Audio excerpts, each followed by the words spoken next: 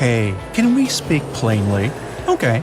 The fastest commercial flight ever was in February 2019 when an airplane flew at the speed of 801 miles per hour. And that was only thanks to the direction it was heading in, east. And the passengers there also rapidly lost weight. What? The airplane diet? Is that a thing? All in due time, though. Here are some mind-blowing facts about airplanes. First things first. According to different sources, only 5 to 20% of the world's population have ever traveled by airplane. But all of them have done it more than once. If you're afraid of flying, you must have wondered why planes don't have parachutes on board. 2 reasons: money and common sense. First, parachutes are heavy, and adding 300-something of them to the weight of the plane would reduce the allowed number of passengers or their baggage. And secondly, even if you have a parachute, you simply won't be able to open the airplane's door to jump out. The difference in pressure is too much. But there's good news too. Some data suggest that sitting in the back of the plane is safer than anywhere else. If you're in the tail, you're about 40% more likely to survive in a plane crash. So stick to the back. The only reason you might regret it is if one of your neighbors in the row is sick, not airsick, although that's unfortunate too. I mean, runny nose, coughing, that kind of stuff. Researchers say such a passenger has an 80% chance of infecting everyone around them with whatever they have. To minimize that risk, turn on the little air vent above your head and direct its flow on yourself. It will work as an air shield, blowing away the germs and not letting them cling to you. Hey! Wouldn't it be great if you could buy a cheap little hazmat suit from the flight attendant during the trip? Oh, but then you have to crawl into the thing while in that cramped little seat, as your seatmates wonder which one of them you're dissing. Guess not, huh? But don't be in a rush to blame your coughing neighbor if you get sick after the flight. Ask yourself first, did you take the blanket from the flight attendant? If so, you might have caught germs from that. Airplane crew members say they only wash blankets once every few days, and the rest of the time they only get folded and reused. Who knows who used yours before you, and for what? Yuck. Unlike the cabin doors, the bathroom actually can be opened from the outside. There's a hidden latch that allows flight attendants to unlock the door in case of emergency. For example, to rescue a passenger who fainted inside. No, they don't do it for fun. Ever heard that banging noise when coming on or exiting the plane? Nah, it's not the ground crew hurriedly repairing the plane. It's just the baggage being loaded or unloaded. Workers don't really throw it around either, but they usually have very little time to be too gentle. If you fly, say, from New York to London and not the other way around, consider yourself lucky. You'll probably be there a couple hours early. And that's true for many planes flying east. Nature itself helps them. There are jet streams high up that, if used correctly, give a hefty speed boost to aircraft. Jet streams are basically constant high-speed streams of air that carry you eastward on their gentle wings. Then you arrive early, and there's no gate for you yet, so your plane sits on the tarmac, waiting. You also might want to step on the scales while traveling with the jet stream, because they'll probably show a rather pleasing number. Thanks to the Eötvös effect, perceived force of gravity is less when you're moving east, which means you weigh a tiny bit less too. The bad news is, as soon as the plane lands and stops, the pounds will come back. Thanks to international airspace agreements, planes flying from the US to Far and Middle East travel over the North Pole, and you can see its stunning icy landscapes pretty close. That's because airplane fuel freezes at temperatures below 50 degrees Fahrenheit, and the aircraft needs to get much lower than its cruising altitude for warmer air. Make sure to get a window seat. Another sightseeing tour happens when your plane suddenly decides to not land straight away, but make a circle around the airport. This can occur when there's something on the runway, or the wind is too strong, or there's just a heavy traffic down below. Yeah, airplanes also have traffic jams. So look outside and enjoy the panorama. That is, if there is a window near your row. Originally, planes were designed to have seat rows aligned with the windows, but to squeeze more people inside the cabin and make tickets cheaper. Most airlines decrease the gap between the rows in the economy class, so your window seat should be more properly called a wall seat. Now, if you want to complain about that, you can come up to the pilot yourself. Just make sure you know the code from the cockpit door. In fact, no one can enter the cockpit without the pilot say so. Even if you have the code, the door will only open after about half a minute, and that's if the pilots don't react. They can deny entrance by simply pressing a button. But let's imagine you've somehow gotten inside the cockpit and the pilots are not there. Uh-oh. Can a regular person land a plane in such a situation, like they show in the movies? Sorry, highly unlikely. Still, if the plane is modern, all its systems are intact, and there's at least one flight attendant on board, they might be able to land the aircraft, following the instructions from air traffic control.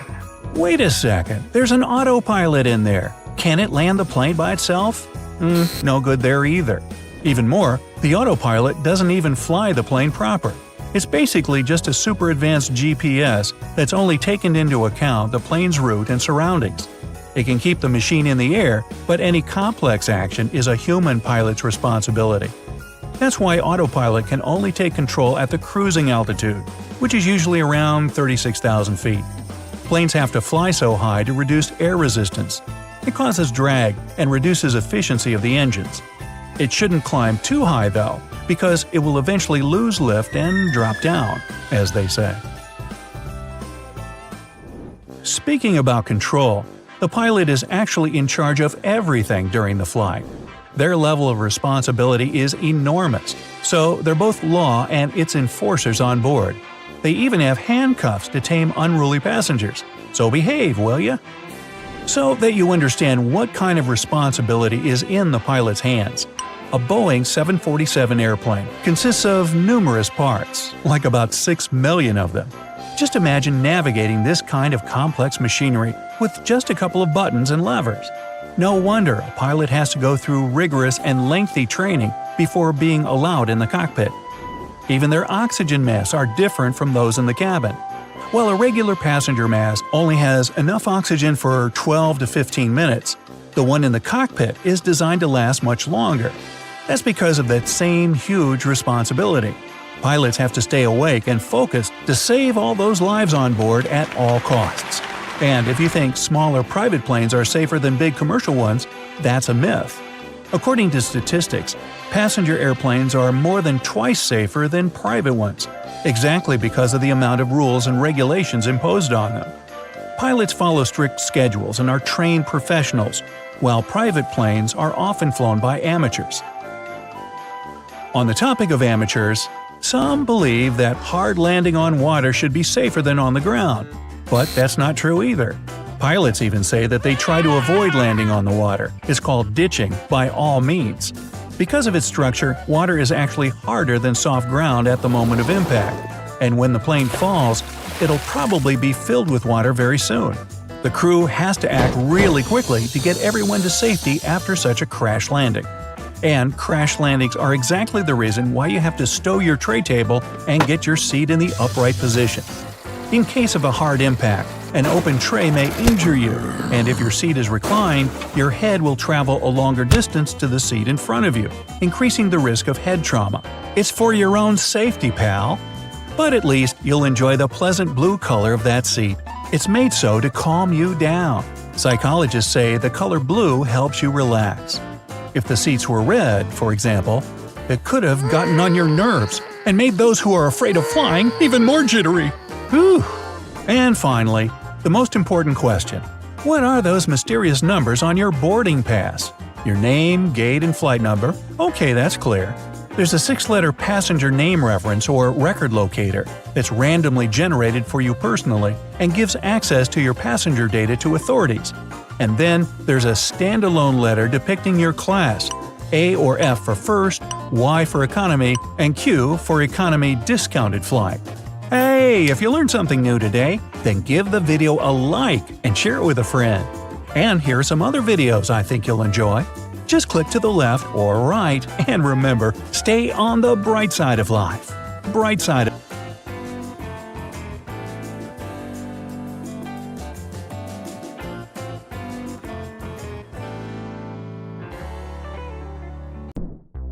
Alright, window seat on a flight to Hawaii. You get comfy and are about to have the flight of your life.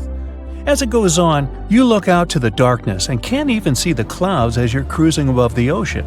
You notice that the flight attendant is asking everyone to shut the shades on the windows, including yours. The reason is that they want the passengers to be comfortable with the lighting. If an emergency happens, it'll take your eyes more time to adjust if there is light coming from the outside of the plane and the inside. If a power outage happens and the shades are shut, it'll be easier to act since your eyes are adjusted to the surroundings. Every second counts during times like this. Passengers are asked to leave the shades open during takeoffs during the day. And during a day flight, the cabin crew also asks passengers to leave the shades open so that the natural light outside illuminates the plane's interior. Now, there has never been an incident in history where a phone signal interference caused any problems during a flight. The idea is that when you're thousands of feet in the sky, your phone signal will bounce off different towers and the signal will get more powerful. This normally won't be a problem in mid-flight when the pilots aren't doing much work.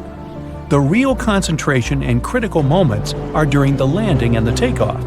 The phone signals will just flood the networks on the ground, which will make the pilot's job just a little bit more annoying. Now, it seems to bother you that the windows on the plane are so small given the improved technology over the years.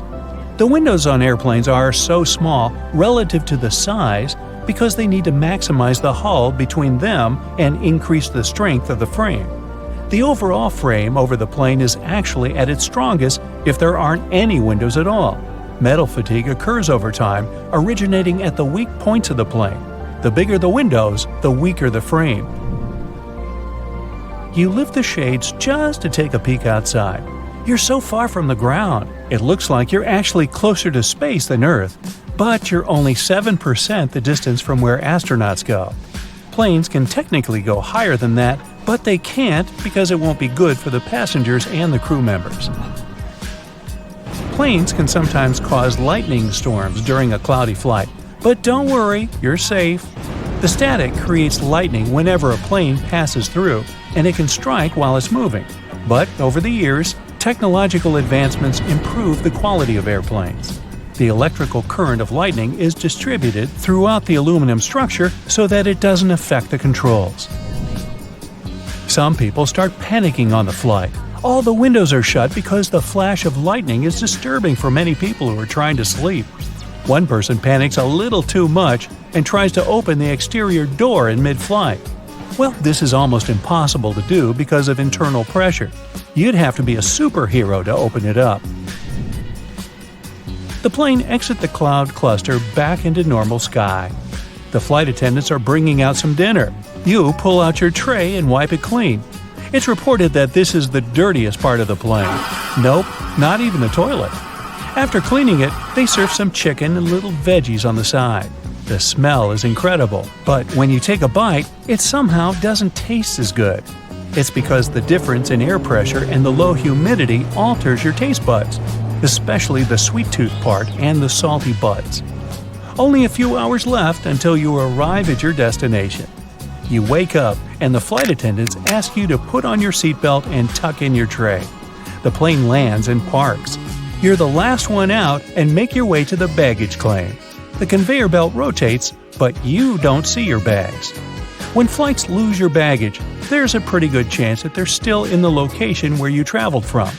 Occasionally, they can end up on other flights due to human error. The flight agencies can recover your luggage if you file that they're missing. You read the signs on the flight destination screen showing the arrivals and departures. These signs are written in 3 specific fonts so that people can read them from afar while walking. As you continue walking, you stare out into the large window panels. These windows are made of special material. It makes you feel like you're closer to your plane than when you look through regular ones. You notice they're driving the bags to the planes for loading and refueling them before takeoff. They fill up the planes with just enough fuel to take them to their destination, rather than pumping them with a little extra. That's because they need the planes to be as light as possible since fuel is heavy. You head outside and feel the hot wind of Hawaii in your hair.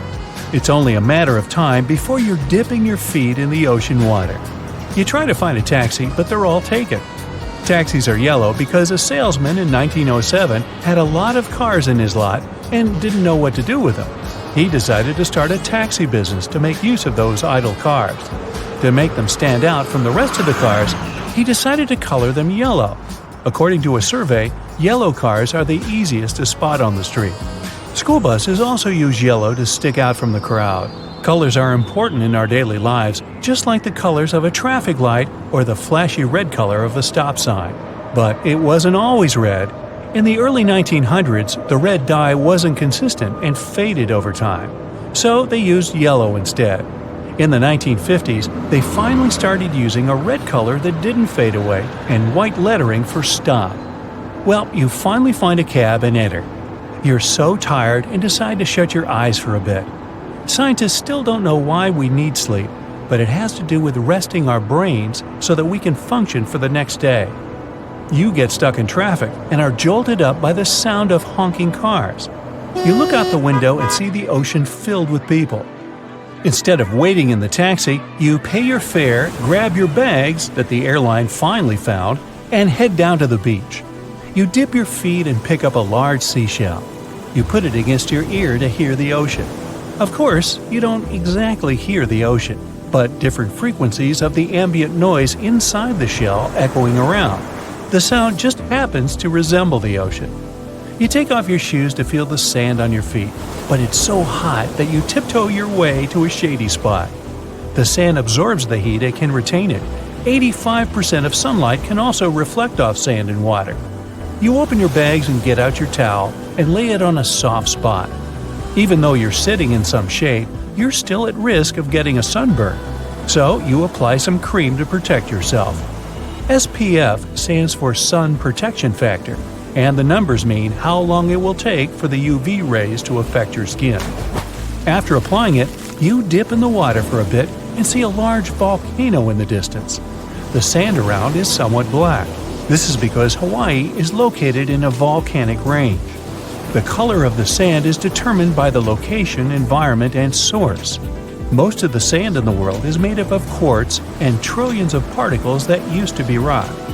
The deserts of the world used to be forests millions of years ago, but due to climate changes, everything turned to sand. Some parts of the Sahara Desert still have some geological formations suggesting that there used to be large rivers in the region. Not to mention the discovery of aquatic dinosaurs found in those ancient dry rivers. You're finally settled and sipping on a punchy drink. You see some people surfing the large ocean waves. Surfing was technically invented in Hawaii and later became a popular water sport worldwide. You hang out for a bit until sunset and then head to your hotel to take a long shower. Water was not invented in Hawaii, although it is surrounded by it. It's, an island.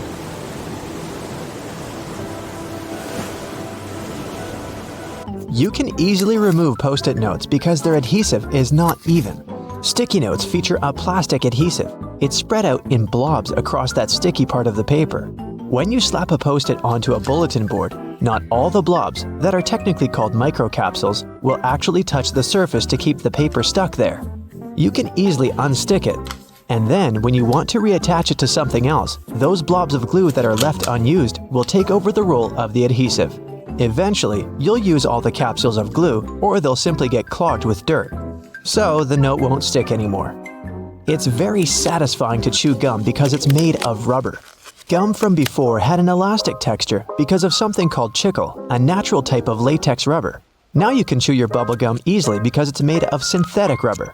Some of these are used in car tires too, while others are used in Elmer's glue because they mimic the effect of chicle. Office buildings are a bit taller during the night. When the employees are finished with work, they all go home. Tall office buildings get slightly taller.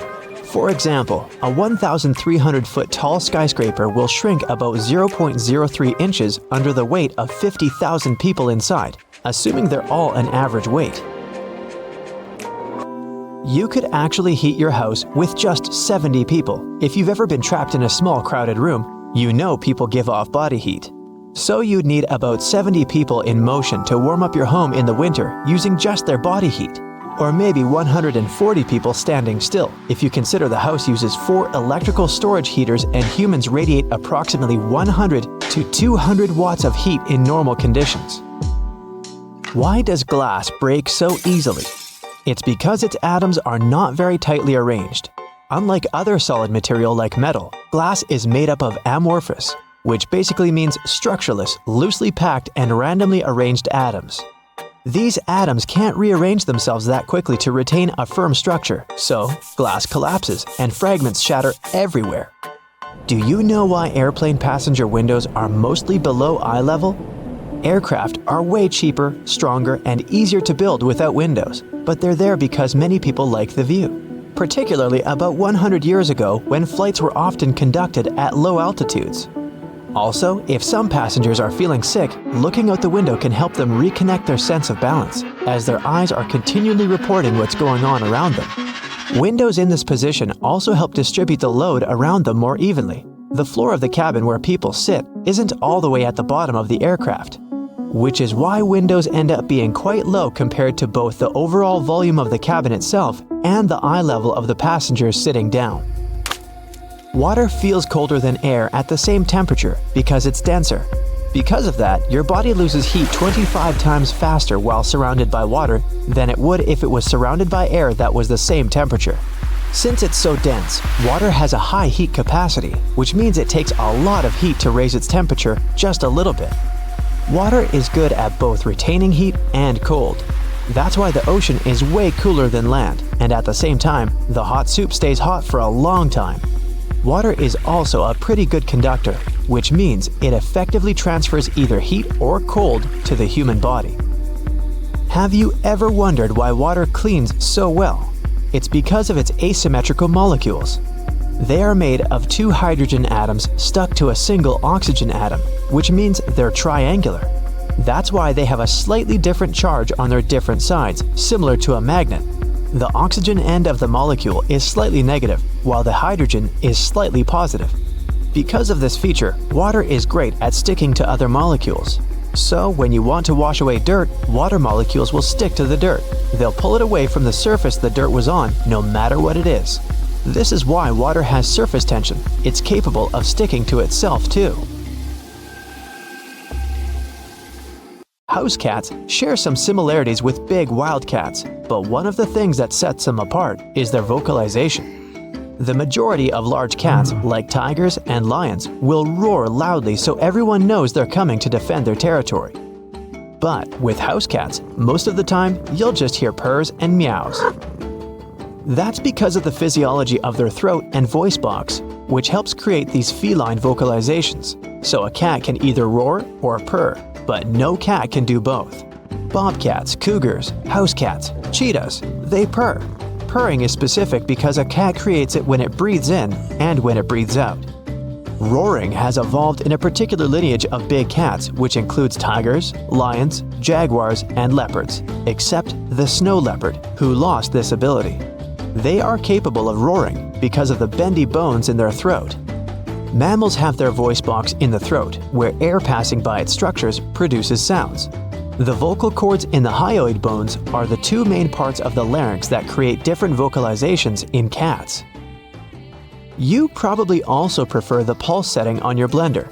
And why wouldn't you? It just works better, and that's because of turbulence. When a blender stops chopping up food and starts spinning it around in circles only, everything you put inside is spinning at the same rate.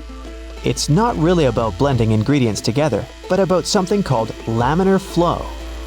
That means all the layers of liquid are continuously moving in the same direction. When you use the pulse function, your blender adds turbulence, so the fruit chunks are not just rolling around the sides of the blender, but they are falling into the center, which is when it's easier to blend them. So you'd like to open your window during a warm spring or summer day. It's so nice to hear the birds singing, and even when you come back an hour later, you'll probably still hear them singing the same song. They're hard workers, and the males are most likely guarding their territory and trying to attract a female. And other animals have their own tactics. Some like to rub their scent everywhere, but birds use a song to send the message, "Hey, I'm letting everyone know, especially other males in the area, this is my space." so they'll continue singing the same song over and over again. During the winter, they will most likely sing fewer notes to each other, or just one note. They want to let others know that where they are is their space. Plus, they're trying to figure out if there's any food somewhere nearby. Why do cats like small spaces? First of all, they are solitary animals, which is why they always search for a safe hiding place to take a good nap. And if you see a cat curled in a tiny box, it was probably just trying to find a nice, warm spot to sleep and avoid the cold floor. Cats prefer room temperatures to be about 57 degrees Fahrenheit. A bit cooler than this is comfortable for us. And if there isn't a convenient sunbeam to lie in, they will look for other solutions, like a cozy shoebox. Cats are pretty lazy. They can sleep up to 18 hours a day, most average between 10 and 13 hours on a daily basis. The majority of cats are most active during dawn and dusk. They're not the nocturnal animals that some of us think they are, but a specific category called crepuscular animals, together with other creatures like hamsters, ferrets, and stray dogs. Over millions of years, cats have evolved to become low-light predators. Their eyesight is adapted for activities during twilight. And since that's when they're most active, they save their energy for dusk and dawn. Before they became domesticated, cats would have had to expend large amounts of energy at these times, finding, going after, and catching their prey. House cats no longer need to hunt before each meal, but their natural instincts still encourage them to conserve energy for twilight periods. Why are four-leaf clovers so rare? Similar to animals, plant genes are located in small packages of DNA in the nucleus of each cell. They're called chromosomes. Our chromosomes come in matched pairs, but clovers have 4 copies of every chromosome per cell. There's a gene responsible for four-leaf clovers, and it's recessive. That means this plant will create 4 leaves only if it has a 4-leaf gene on all 4 chromosomes, and that's pretty rare. Also, some environmental conditions like soil activity and temperature can also affect whether the 4 leaves appear. Interestingly, these anomalies tend to happen in clusters, so if you find one, look around you. There might be more of them. Piano parlor at 35,000 feet. You won't believe you're on an airplane. That could have been the slogan of American Airlines. They pulled 50 seats out of each Boeing 747 and used the space to create a passenger lounge with armchairs, cocktail tables, and even a Wurlitzer electric piano. Their passengers could sing their favorite songs to the tickled ivories during long flights across the country. Luxury in economy. In the early 1980s, Continental Airlines installed so-called Polynesian pubs in some of its DC-10 jets. It was a small bar with snacks and drinks, round tables, and swivel chairs. There was also a video Pong console. Continental took an approach worth appreciating. This kind of luxury was for economy-class passengers. Now imagine what first class was getting. Fine dining and flying. Australia's largest airline, Qantas, boasted a luxurious Captain Cook first-class lounge. The company turned the 747's upper deck into a full-on restaurant. It had it all: good food, good drinks, and good company. Flowers to prove a point. Pan American World Airways advertised the 707 Clipper as a machine without vibration. They put fresh flowers in a vase on each table to show passengers that the water wouldn't spill right on their laps during the flight. Pan Am featured freshly cut flowers until the late 1970s. Slightly questionable if turbulence struck, but still romantic. Full-size beds. During the 1940s, everyone enjoyed the privilege of sleeping comfortably during a flight. On the Boeing Stratocruiser, seats were roomy and could be turned into a full-on bed. The aircraft even had spacious locker rooms where passengers could change into their PJs or into a different outfit. Ooh, how the times have changed. Wacky colors. Until the mid-60s, airplanes were painted in light colors, or not at all. The only bright spot was usually a colored strip along the fuselage. But not American airline Braniff International. They hired a famous architect and interior designer, Alexander Girard, to make their planes brighter. He used a vibrant palette that includes such shades as purple metallic and lemon yellow. But why dabble in bizarre paint jobs when you can make wacky planes, like the Flying Barrel? Officially called the Stipa Caproni, it was one of the funniest planes in aviation history. Italian engineer Luigi Stipa designed the thing to have its propeller inside the bulky barrel-like fuselage. The bizarre-looking plane actually proved to be quiet and stable in flight. The only drawback was the speed. It couldn't go much faster than 80 miles per hour because of drag. That wasn't much, even for the 30s. 9-winged super boat plane. Well, what else can you call it? Officially, it was the Caproni CA-60. Yep, the same aircraft manufacturer that built Luigi Stipa's weird barrel design. If you're wondering whether this thing could really fly, the answer is not really. It had a brief maiden flight, but wasn't successful on its second attempt. Its dreams of soaring across the Atlantic went down with it. A wingless plane. Famous aeronautical engineer Alexander Lippisch contributed a lot to the study of aerodynamics, but man did he make some weird aircraft. His Dornier Aerodyne was basically another flying barrel, only this one didn't have wings at all. It's a vertical takeoff and landing aircraft that, unfortunately, lost the popularity contest to helicopters. The Spruce Goose. Meet the largest flying boat ever built.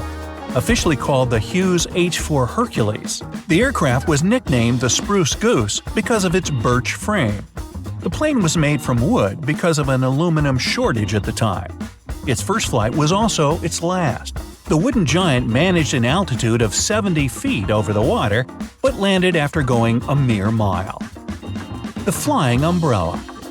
In search of better performance and reliability, aeronautical engineer Paul Nemeth developed a round-wing plane.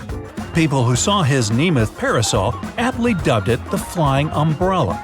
Its strangely circular wing was set 16 feet wide, enough to set a Volkswagen Beetle on top. Though only one prototype of the Nemeth parasol was ever built, this plane entered the list of the weirdest aircraft design. The Flying Pancake. This delicious-sounding breakfast-inspired nickname belongs to the Vought V-173. It was an experimental vertical takeoff and landing plane. It was called a pancake because of its yellow disc-shaped body. This thing was pretty much wingless. Any lift generated was all thanks to that flat fuselage. An inflatable plane. In the 1950s, Goodyear created the inflatoplane.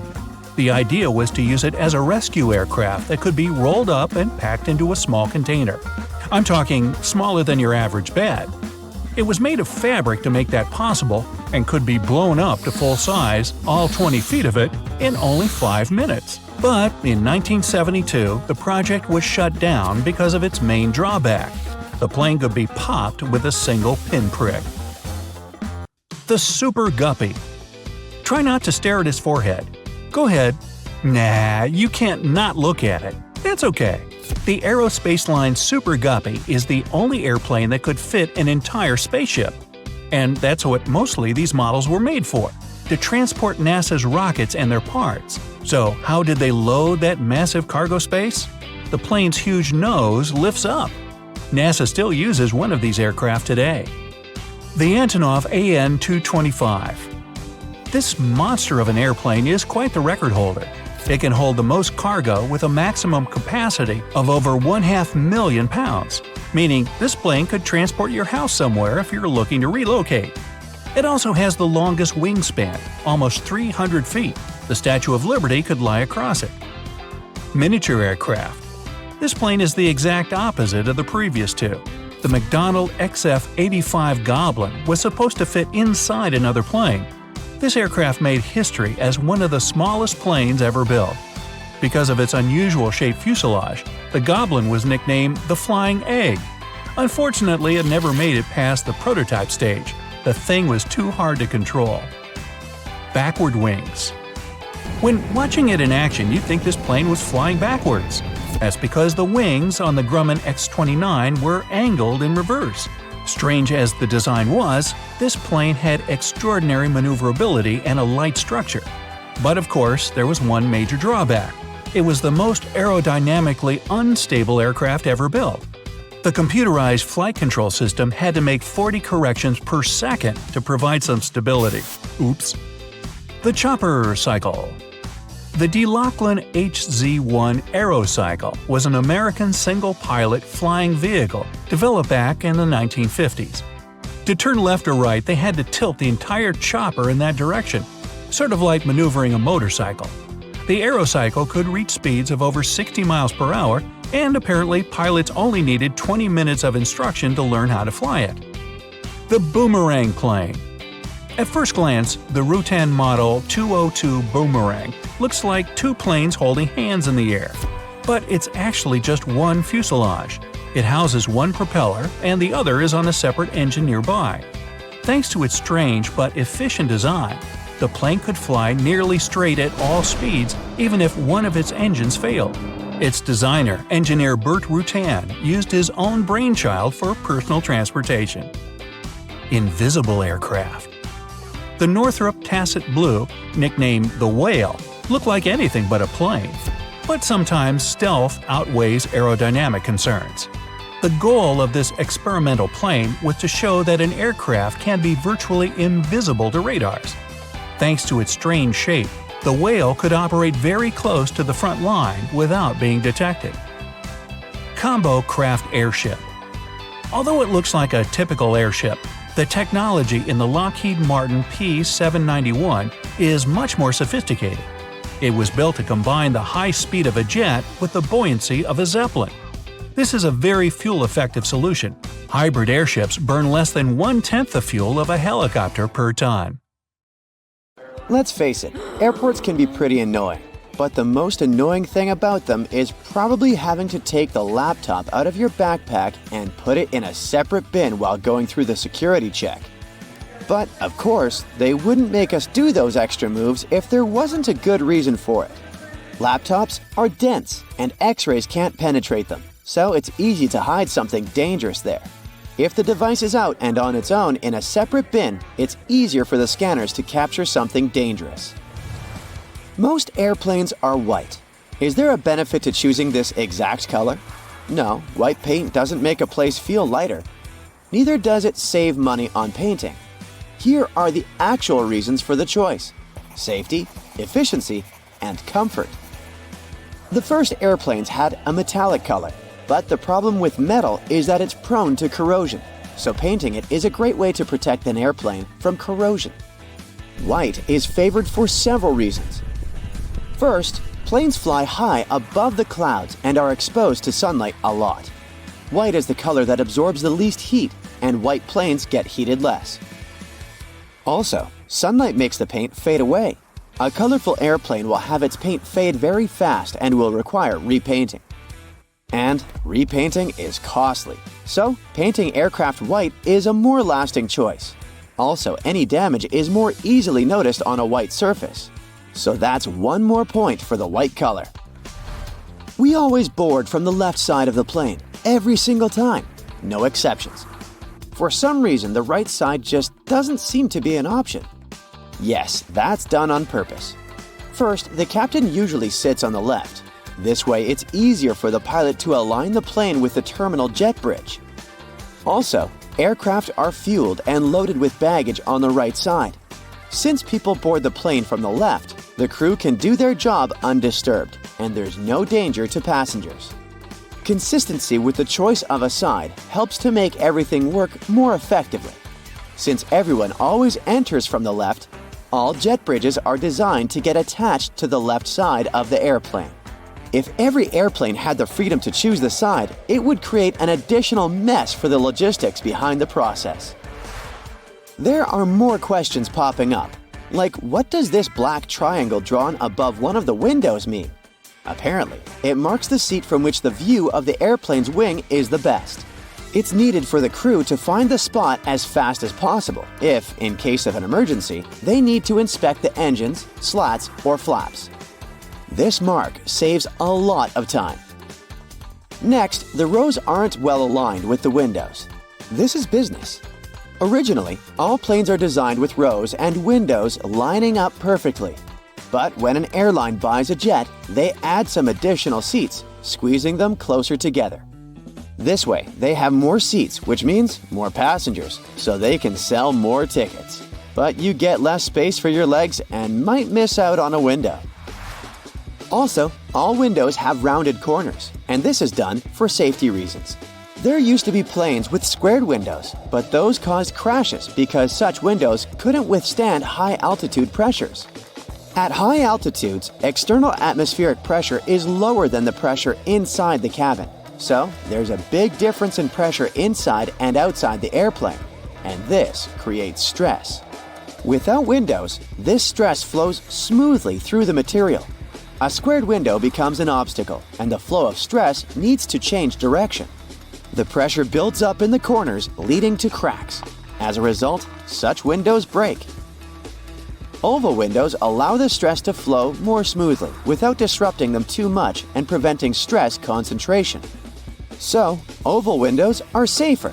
The glass used in production is stretched acrylic glass, and there are 3 separate panes of it. This is done as a security measure in case there is a breach. This way, at least one pane will remain intact at all times. Have you ever noticed those small holes in the windows? The tiny hole is actually only in the pane that's in the middle. Its task is to regulate the huge pressure difference inside and outside the cabin. This way, the outer pane can handle the load. If the outer pane breaks, the middle one, even though there's a hole in it, will be able to keep the window intact. Also, that hole prevents the windows from fogging up. Now, let's say you want to relax and watch a movie. Luckily, there's a pair of headphones. But they're weird. They have a 2-pronged plug. No, this is not some kind of advanced technology. This is a witty move to prevent theft.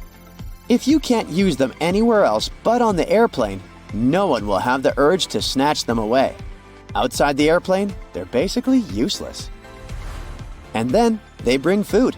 There are people who love airplane food and people who aren't very fond of it. But most will agree that food does taste different in the air. Turns out, it's actually a thing. Low air pressure, lack of humidity, and background noise that we have at high altitudes change the functioning of our taste buds. They become less sensitive to sweet and salty foods, so airlines have to use more seasoning. Have you ever wondered what would happen if someone opened an airplane door accidentally? This wouldn't end well. It would be very dangerous to say the least. More specifically, soon there would be a lack of oxygen in the cabin. But gladly, no one can open that door accidentally. The pressure difference between inside and outside makes it almost impossible. It would take some immense strength to open it. The doors are designed to open on their own in case of an emergency. Speaking of safety, during takeoff and landing, the crew dims the light in the cabin. This is done for a good reason. This way, in case of emergency, you will see everything more clearly. Your eyes will get used to the darkness, and you'll have an easier time evacuating. Now, about pilots. They always wear those cool sunglasses, but the purpose is not to look cooler. They're used to protect the eyes. Throughout their career, pilots have to take care of their vision, but the problem is that it's not an easy task when you're a pilot. The damaging solar radiation that our sun emits is filtered out by the Earth's atmosphere, so the sunlight isn't very damaging to you if you spend most of your time on the ground. But it's different up in the sky. There's less air there, and the brightness is way higher. And with every 1,000 feet of elevation, the solar radiation is around 5% stronger. On average, aircraft fly at an altitude of 35,000 feet. This means that the amount of UV radiation is 175% greater than on the ground. This is very damaging to any person's vision. The large amount of time pilots spend in the air makes them vulnerable to different eye problems. And having eye problems can cost a pilot their career. So, wearing sunglasses is a crucial thing for them, and these sunglasses must be of the best quality. They should minimize the impact of sunlight and withstand UV rays, providing 100% protection for the eyes. Also, they can't be polarized, since polarization can mess with the perception of the cockpit displays.